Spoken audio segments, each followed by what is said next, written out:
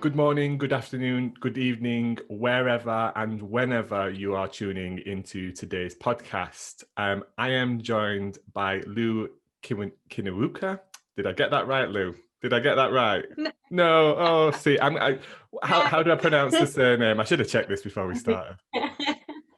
Kiwanuka. Kiwanuka. She is founder of the Shaper Group, the Ops Nest. She's vice chair of ESSA. And she's also one of the 100 most influential people in the events industry, voted by the followers of Eventex. So Lou, welcome to today's podcast. Thank you very much for having me. It's probably long overdue, right? I mean, we've known each other, seen each other at ESSA events, AO events, and, you know, this is one of those conversations that we should have probably done a long, long time ago. But now is a really good time, not only through your own experience of obviously being in operations through no events being allowed to happen specifically here in the UK, but also your involvement in the pilot event that recently took place and your experience and more importantly, your learnings, I think, as an attendee to that event. I found some of that really fascinating. But before we get into that, can you tell our listeners or viewers today a little bit about your history in events, how you got into it, what the career looked like, and kind of, I guess, what you currently do now for event organisers around the world?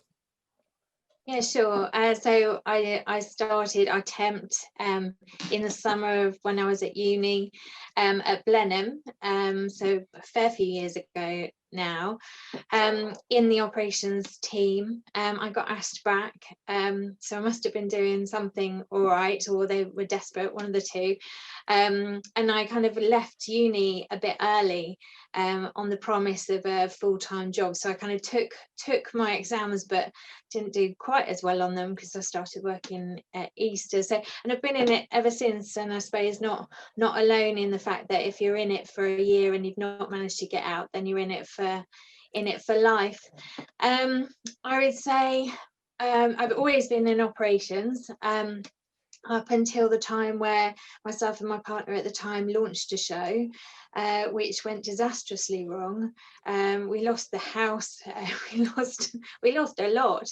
But while I was working on that, did sales, marketing, business investment, sourcing and financing, credit control, everything. So I saw everything that is involved in putting an event on, and I guess underpins my learning and my knowledge going forward, in that I've always done operations ever since, because that's what I know, but I do have a real insight into how that maps out and the risk that people take when they're organising a show.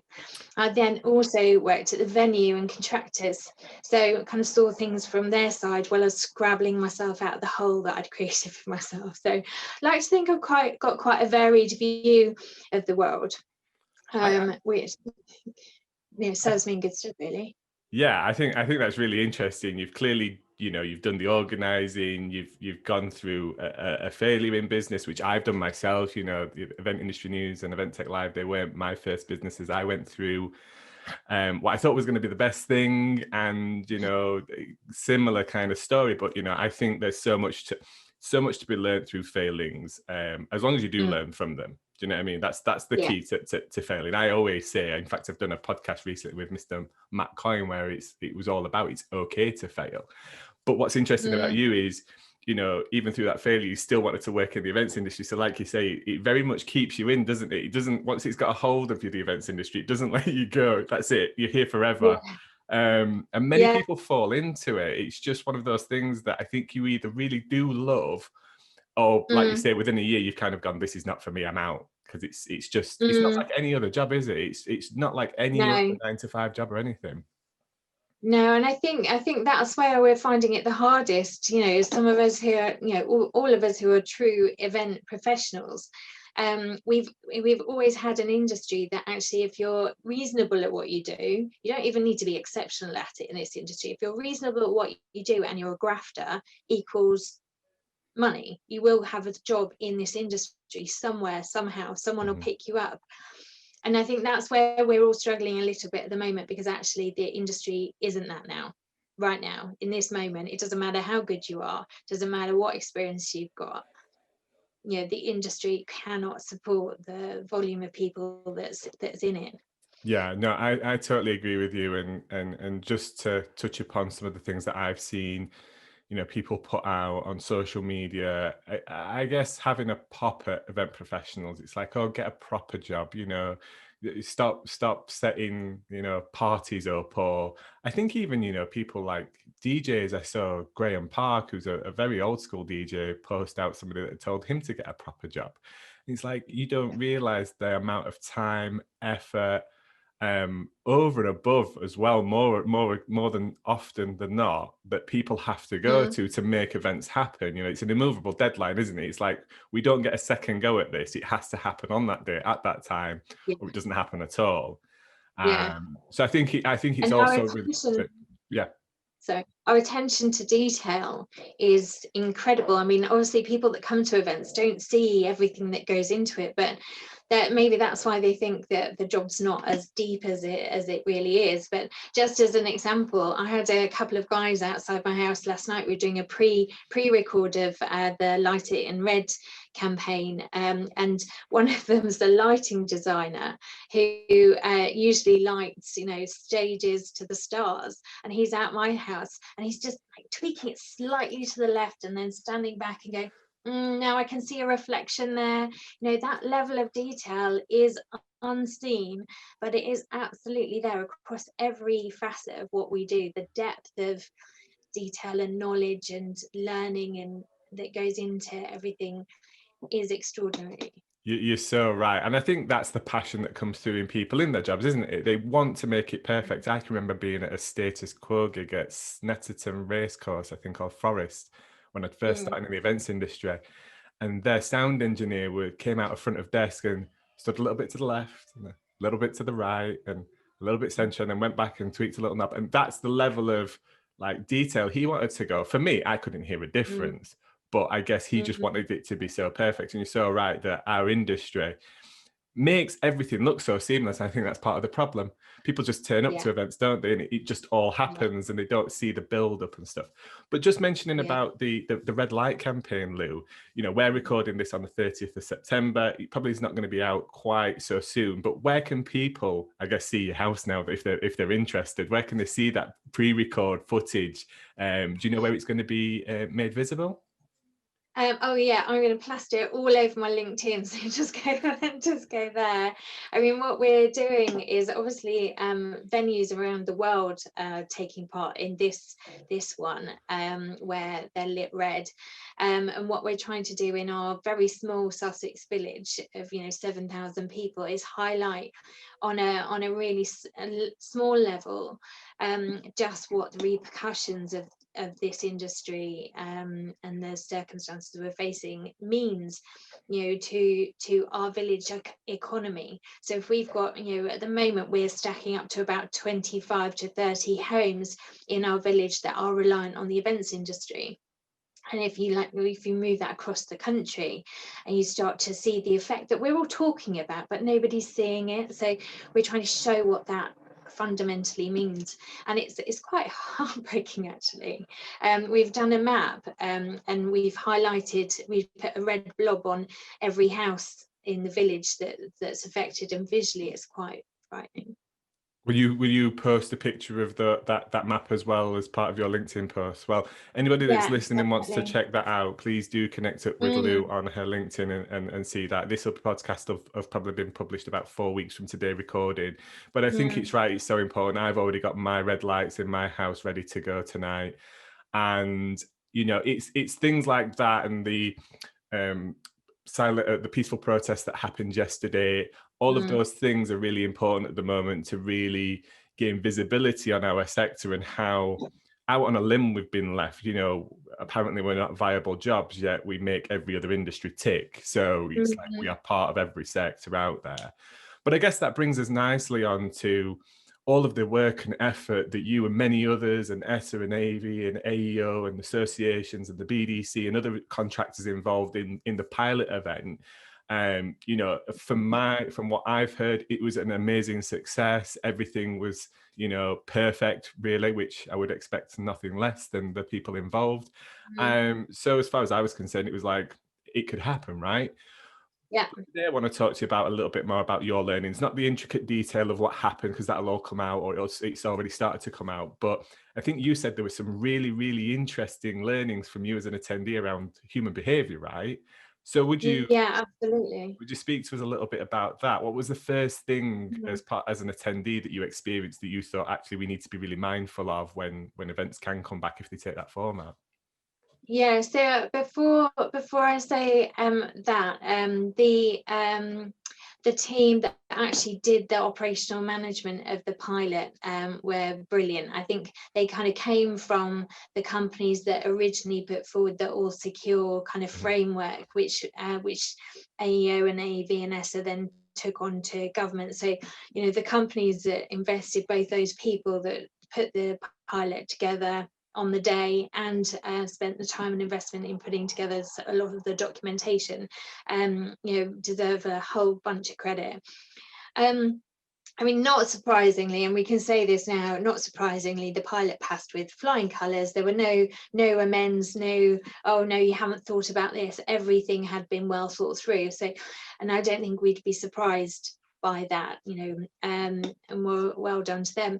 But I think in terms of what I learned as an attendee, even having been part of the process of writing, you know, documentation and thinking through second, third layers of problems and the unintended consequences of the guidance that we put forward, I was quite surprised by how much I learnt in half an hour in terms of human behaviour, and actually what a big job we've got ahead of us in adapting our events and not being a round peg in square hole, but adapting our events to fall in line with human behaviour.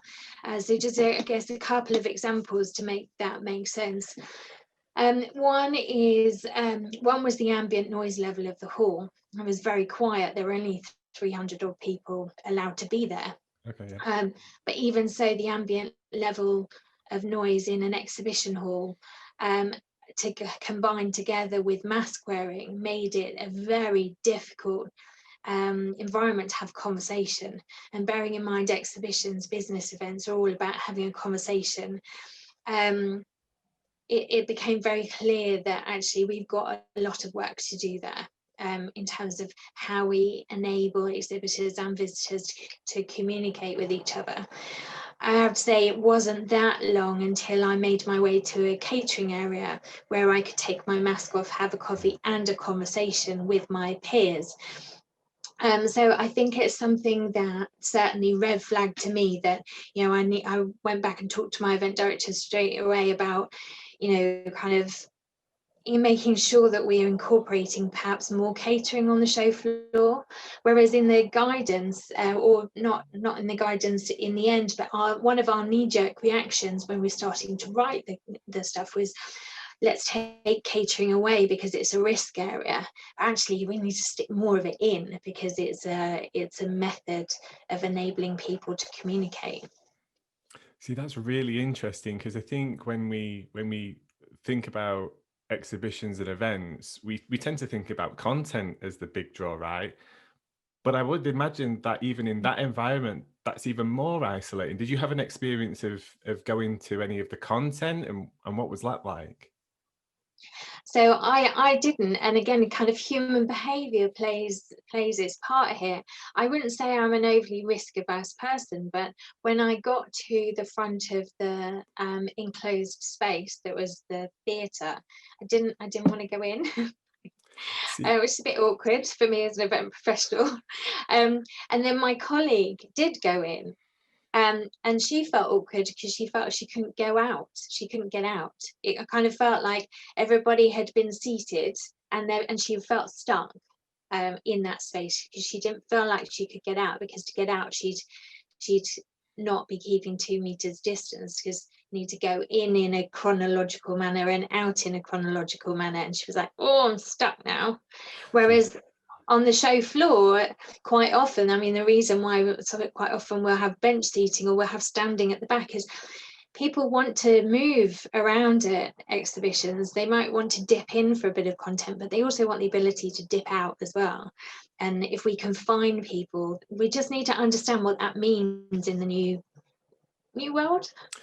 The new world, the next world, the forever after world. No, I totally get your point, Lou. I think, you know, when I think about our event that we host, everything's focused around making things very easy for people to transition around the show, to engage with exhibitors, to, like you say, to dip in and out of that content. We don't actually wall any of our content areas out. It's just a case of you can turn up, and you know what, if that session's not for you, or you don't like that speaker, you can go off and, you know, participate in other parts of the event, because we're all kind of short on time, aren't we? So it's very valuable. But just going back to your point on the mask and the conversation, the ambient noise, you know, for me, I'm thinking now we rely so much, don't we, on facial expressions and, you know, eyes lifting and smiles, and, you know, I guess that could even make it certain things be interpreted the wrong way, because you just can't see any of those expressions. Maybe if you've got a bit of Botox or something like that going off as well. Yeah, well, therein a massive unintended consequence if you've got Botox, literally your eyeballs have to work really hard to get any expression going. Definitely. And I think the thing is, you know, when you know somebody, you can interpret a forehead of expression and eyes and everything. If you don't know somebody, so if you're looking between an exhibitor and a visitor who've never met before, we've got some challenges there. So do you think then that what we'll see is actually a drastic change in the model of, or the makeup of, what an exhibition might look like before we can get back to that model that does work so well? You know, let's be honest about it, putting people on aisles, content areas featured throughout, nice feature areas, nice catering areas at the centre. That model works. It's great for exhibition organisers because it's very profitable. People know how to move around an exhibition that's formatted like that. But it sounds to me that it could work like that right now, but it probably wouldn't be the best experience for everybody involved. So do you think it'll change things in the interim, or immediately after we can start organising events again? Well, so I'm an eternal optimist, and I love change. So this answer would probably be driven very much from my personal psyche. I would say if we don't change, we're missing a trick. Interesting. Because exhibitions are not perfect in their current state. You know, we sell things by the meter. What does that mean? How can you associate value with a per meter rate when you think about it and you think, right, what am I actually selling? I'm selling the opportunity for this company to be in front of these people and to achieve this outcome. Why is that in a per square meter rate? It's because of that, because that's how we're charged. And actually, so if we're going back to the construct of our industry and why we do things the way we do them, is they're underpinned by contracts and tenancies and agreements that have been running for 20, 30, 40, 50 years. So if we didn't use this as an opportunity to kind of go, is that how we should be doing it?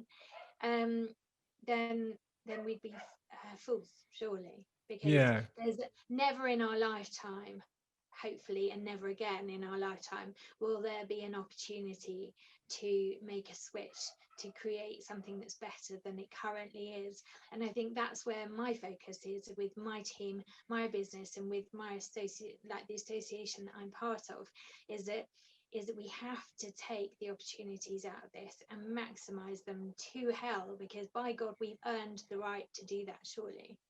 Yeah, and I think now, you're right, now is the time where we can have the artistic license to try something new, right? I totally agree with you. You know, we've talked for many a year about it being a partnership, or the potential of partnership between organizer and exhibitor, and there being based, you know, remuneration based on results and ROI. And, you know, I can see some of actually the digital events going very much that way, which is a small fee up front and, you know, an overriding fee based on the number of leads generated or the number of meetings booked and things like that. So we'll kind of watch that closely. We'll see what you do, Lou, with your customers and your clients and other organisers in the industry. And if you see anything really interesting in terms of format, let me know, because I'd be really interested to share that with obviously the wider industry, because we can skin a cat in many different ways, right? And that's what's beautiful about events. There are so many different types of events, but maybe now is the time to innovate around exhibitions and move away from the format of square meter and do something different. And I think that's one of the biggest problems we've had in the supply chain, is that, you know, things have been charged on a meter basis. And they've been invoiced generally quite late to the show, either, you know, 50% a month out from the show, 50% after, sometimes 100% after. And our contractor community suffered hugely. They were the first ones to have the rug pulled from under them, because the spring season went uninvoiced largely, even though those companies had employed account managers, account directors, accountants, you know, labourers, electricians, you know, even some of this stuff was already on a vehicle, and was uninvoiceable. Now, so I think the whole industry, not just organisers, exhibitors, venues, the contracting community I don't see how they can continue to charge in the same per unit rate as they have done before. And maybe that's where we'll find where the true value is of our supply chain, because actually if we're paying for the value for what we're actually getting rather than a poll, then perhaps our kind of dynamics might shift.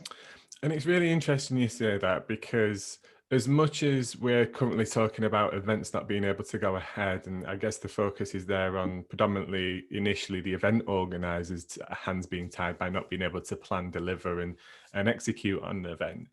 You know, let's be honest about it. There actually are a number of ways that event organisers can drive revenue through their business at the moment, and we've probably got diverse businesses as well, not necessarily all in the event delivery kind of part. They're probably media companies, they might have publications, they might have other data and revenue streams. So to an extent, organisers can continue to fund themselves and fund business and continue to work. However, the event industry supply chain, if you are a sole event industry contractor, there are no revenue streams at the moment, are there? And that's what's most worrying about the PM's announcement of these measures for up to 6 months, is that it's that supply chain that will fall away. And it needs to be a partnership between the organisers and the suppliers, because who are those organisers going to turn to when they need to bring their live events back? If there's no supply chain, they're going to be stuck. Absolutely. And you're looking at if you're still managing to get on LinkedIn and not wanting to do yourself in, you're looking at exceptional event people that are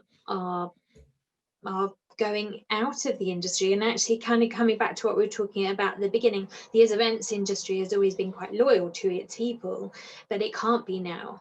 And that switch, that kind of an inability to rely on the events industry for a job. We don't, as an events industry, pay that well either. And that's always been fine, because we've always been able to have a job in it, and we've always had work, and almost work in abundance. I mean, we're more at the other scale, that actually we're working too much, we're exhausted and all that kind of stuff. Now you kind of have, people will be assessing whether really it's worth it, because we don't pay that well, the hours are long, it's totally unsociable, it wrecks relationships. Really, is it that worth it, or are we going to lose those people forever? And I don't think that's a scaremongering sentence anymore, unfortunately. No, really sad. I totally agree with you. Long hours, long shifts. And it's funny you should say it, because just yesterday, for another episode of a podcast, I was with Ashley, the general manager at Oman Expo, talking about stress and well-being. And I know you're very passionate about that. 28% of respondents to a Stress Matters survey last year, those people had taken time off due to work-related stress. And for me, it's like event professionals constantly run marathons. you know, there's that training that lead up to the actual event, then there's the event.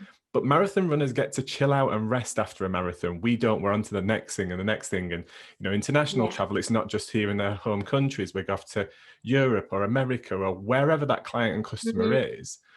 And, you know, like you say, taking all that time away from family and friends and not being around in an evening to have dinner with people and things like that. We should be paid better. But it's our responsibility as well to negotiate that. It's our responsibility to negotiate that.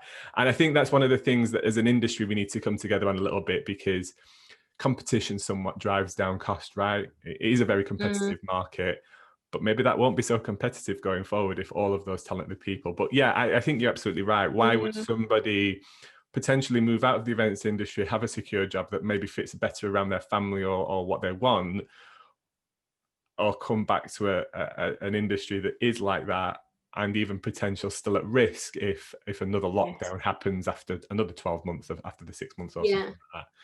But just, there was one really important thing just to touch upon about the pilot event, which you mentioned, and it resonated with me really well, was around the pre-show marketing, the communication with that audience. You made a really, really valid point. What was your experience there?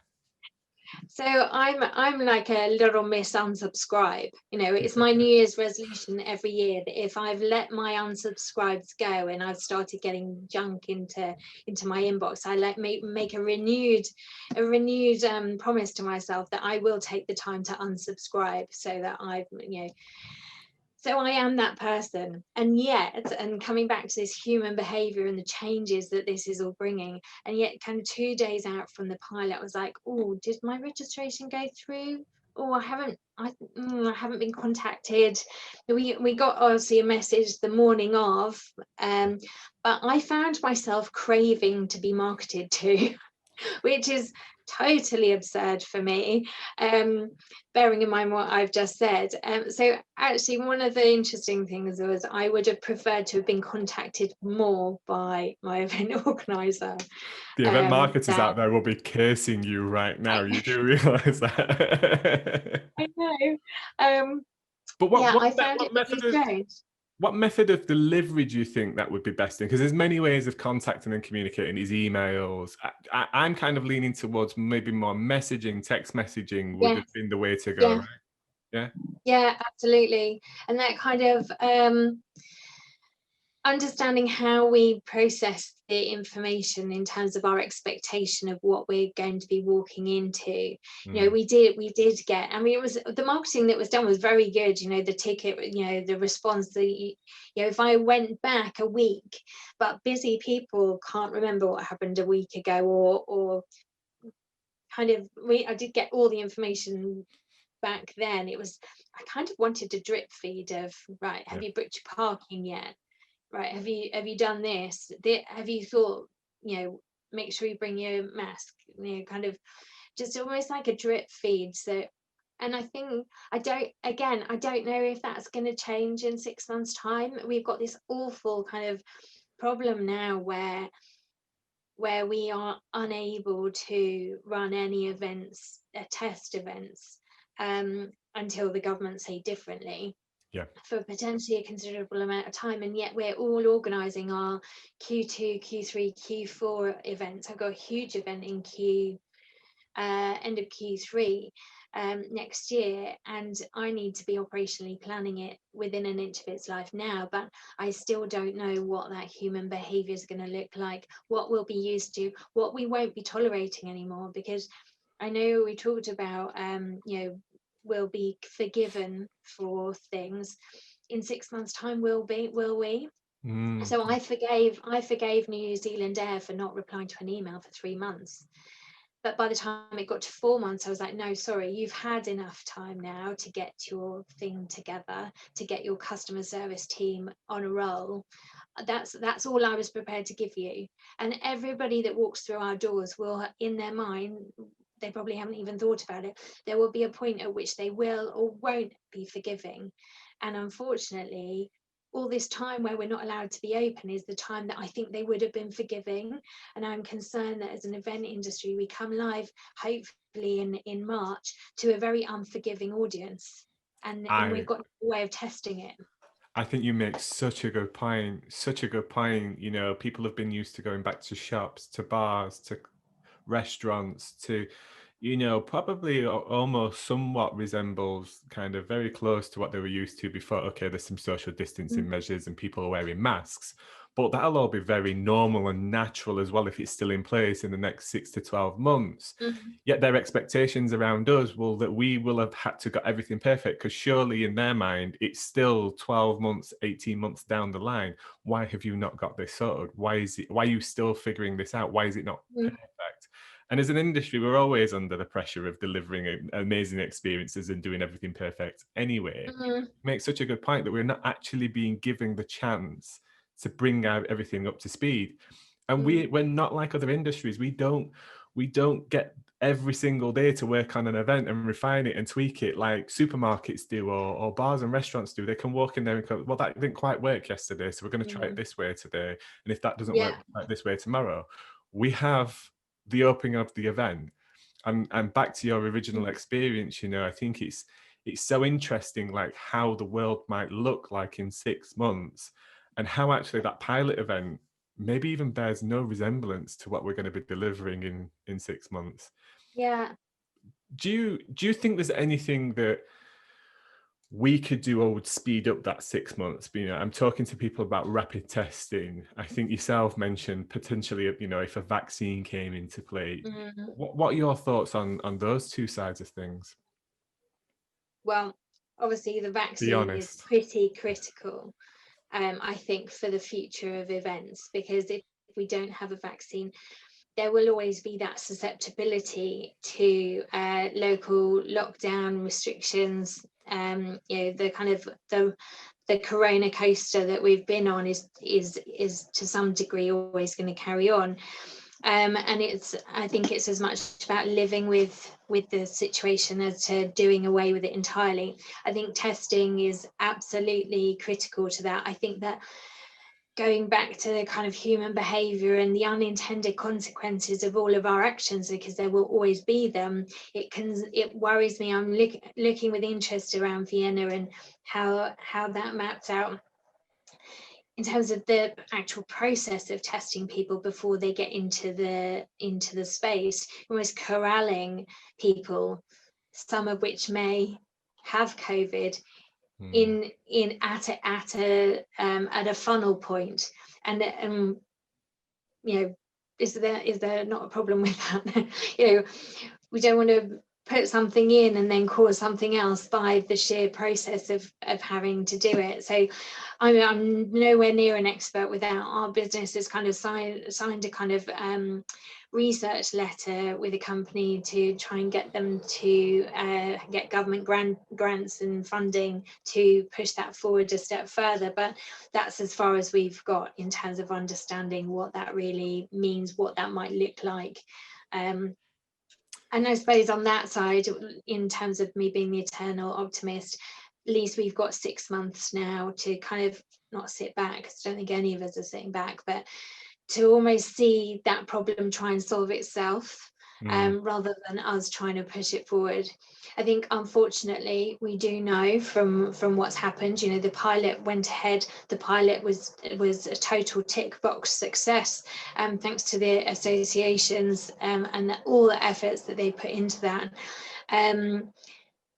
We've done everything we could do and we still couldn't go ahead. So it is, unfortunately, out of our hands.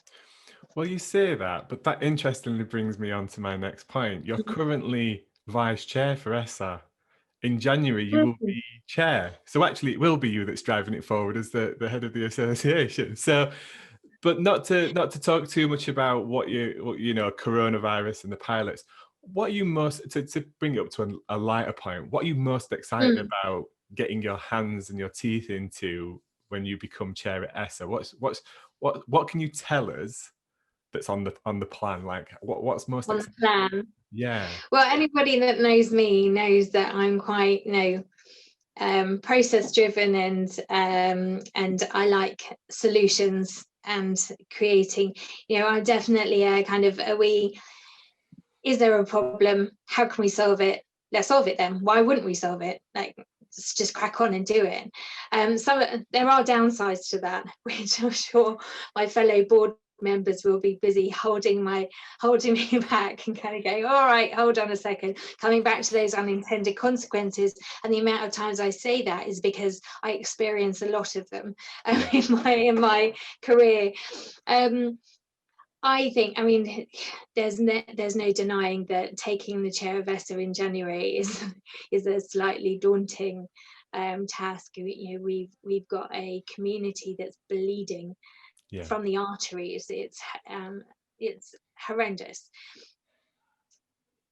Coming back to kind of also what I said about putting ourselves in the best possible position, I feel that it's the board's duty, not just mine as chair, but, you know, I'm one of with 12 board members, and then also the membership themselves. I think it's our duty, our responsibility to make the best of every opportunity that we can get in the new year and ongoing. And I think a strong board is really part of that. You know, a really strong, connected, empowered board that is feeding directly from the membership of what the membership want, what the membership need, is important. And ESSA is all about that anyway. So it's definitely an area that I feel like we need to focus on, particularly in light of what's happening. So that's going to be the main focus and concentration, is getting ESSA running for the members with the current situation that we're having to deal with, which is a continuation of what we're already doing. There's not a board member and you know, the secretariat, both of ESSA and the AEO, that are not working, you know, 18, 20 odd hours every day. I totally agree. You know, we are members of the AEO and we're continually being updated with information. There's opportunities to discuss business challenges, the industry, and for me, actually, more than ever, associations are so important now, as being that support network as business owners and suppliers and contractors and organisers within a sector. Because otherwise you're kind of siloed on your own, trying to deal with it on your own. And, you know, it's not it's not a counselling club, is it? But it's a community. It's heart of people that are all in similar positions, but might just be able to give you that, you know, that cup of coffee, that you have that chat and it changes your mood for that day, or it gives you that spark of the idea of, oh, actually, well, they're doing this, so I can do this. But associations are so important now. And as an industry, I think we should support our associations, because they've shown more recently why they are so important with lobbying with government and dealing and being that bridge between us as an industry and the people that can enact change and law and things like that. So if the AO, ESSA, or AV or any other association are listening to this, you're doing a tremendous job and long may it continue. But we need to support them as businesses, because without our membership, without our input, without our drive as well, then obviously they wouldn't exist. So on the ESSA side, sorry, Lou, go. So I think that's exactly where it's at, is that I think there's sometimes an expectation that there's this huge business called ESSA or the AO that, you know, that have got stacks of cash and tendrils in every direction and are, you know, almost like the mothership. And actually, what a membership community is, or an association is the sum of all of its members. And that's where I feel that the membership is so exciting, because especially where ESSA is quite a broad membership of event suppliers. So, you know, I'm not what you'd call a traditional contractor. I don't sell something by the meter. I sell, you know, a service rather than a thing. And, you know, there's AV in there, there's catering companies in there, there's all kinds of different companies, as well as the more traditional standard contractor setup. We are the sum of our parts. And actually, if you look across our membership, we've got this massive opportunity, and being the sum of our parts, to create a difference. And that's why, like, forgetting the kind of chair, vice chair, board type thing, I joined ESSA because I wanted to make a difference. And ESSA gives that opportunity, gives you that platform to be in a working group, to kind of go, hey, this is always wrong. Why don't we do something about it? And that's the members doing that, not they're the secretariat or the vehicle to make that happen, but the members are the people that actually make the difference. Yeah, absolutely. I couldn't agree more. And I guess that brings me on to one of the final things that I'd like to touch upon with you, and I know that you're very passionate about, is your involvement with EventWell. Why is that important to you, and what are you currently doing with EventWell, or how is EventWell operating within the industry at the moment in terms of supporting people that, maybe need that support? I think there's no denying that we rely on our freelancers a lot, and EventWellPledge has kind of come out of um, something that a few of us did a few years ago, when a friend and colleague who was a freelancer was ill for quite a period of time, and she relied on day rate work to live. And with her treatment, we were concerned that she wouldn't be able to have her treatment and earn money at the same time. So a very informal group of us put together a bit of an Excel spreadsheet and was like, right, what are your skills? What could you be? What could you give? Like, could you do a day? If she couldn't do that day on site at Olympia, could you do that day? Are you qualified for what she was employed for that day? And could you just fill it in for free, and she can keep the money? So that was years ago. And so since then, I've been trying to think of a mechanism whereby we can deliver at real point of need, because I think need is where we are now at. And also seeing on LinkedIn a lot of people saying, how can I help? If I've worked with you, I'll give you a LinkedIn recommendation. There's a very individual help going out there. But in order to make that effective and real, then kind of needed to be an industry mechanism to enable people who want to help, don't know how to help, don't even know where to start, to put into a mechanism. And then on the other side of it, kind of an anonymous way for somebody to receive that help, bearing in mind the stigma, wrongly, that people sometimes feel when they are needing or something. And I know from personal experience that it's hard to ask for help. Sometimes you feel, especially if it's because your business has failed, it can be really hard to say, I have failed, I need help. It's hard enough to say I failed. And in this situation, people haven't failed either. So this whole swathe of people that are in this situation that none of us have been prepared for. And seeing that the run up to Christmas was not going to be pleasant. I know that there have been times in my life where there's particular trigger points. Things like your inability to buy a child a Christmas present because you are broke. That's a massive trigger. And the triggers then affect people's mental health. So it's really important to find a way so that whoever is working in our industry, if they have a need, whether that's food, a bed for the night, some money to buy their child a Christmas present, we as an industry needed to be able to make that happen. And so absolutely delighted that caught up with Helen Moon from EventWell, and we had a chat, and within like a matter of 2 days, she kind of set up this mechanism. We've now had to kind of find some extra volunteers because the volume is starting to pick up, and she can't handle it on her own, which is great news.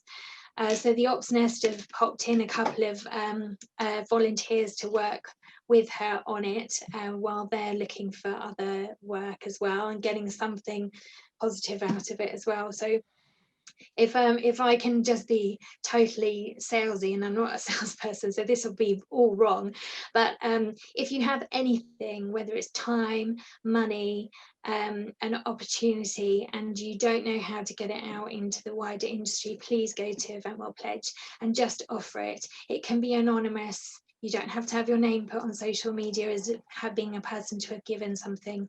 There's a whole anonymous layer in there that nobody sees.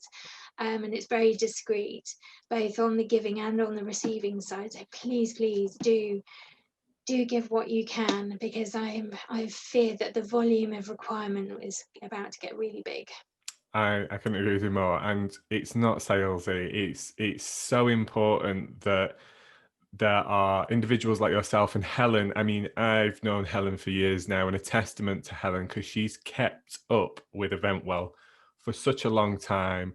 She's tried things, she's tried new things. She's been so willing to adapt and change and try and, you know, really engage with the industry, with EventWell and everything that they do. So, you know, without Helen, I think the industry would be really lacking in experience and pushing this industry forward. It actually scares me that I know we've got Stress Matters, but we wouldn't really have any other representation or anybody speaking about this problem within our sector.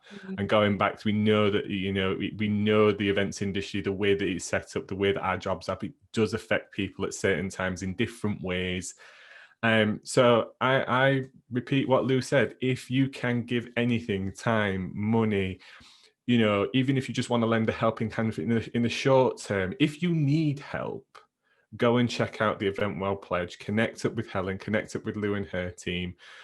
We are certainly a supporter of EventWell and everything that they do at Event Industry News, and have been for a long time and will continue to be. So if you can help at all, please go and do that. But Lou, just on that, where should people literally go to kind of see EventWell? Is it just the EventWell website, or is there a dedicated landing page for the pledge? Yeah, if you just put into Google EventWellPledge, it will take you there. Or if you just go to the EventWell website itself, it's on, and they're on socials as well. But there's a mechanism in there. You just click on the UK. Make sure you click on the UK program. So since it's launched, it's gone a bit global. But click on the UK one, go in there. You can either select something that's kind of predefined, like a £15 for a kid's birthday Christmas present or something, or you can put in anything you want. There's a kind of other, and somebody kind of has pledged, I think, an outfit for a work interview or train tickets to get to an interview, or, you know, so you can be really imaginative as well with what you want to give, so that it's meaningful to you. I think that's one of the best. The situation we're in now. I'm hoping that, you know, when we are doing events in the future and there's a charity thing, we're hoping to build up a kind of benevolent fund, so that ongoing, once we are through this, that the events industry is supporting its people in a more real and effective way.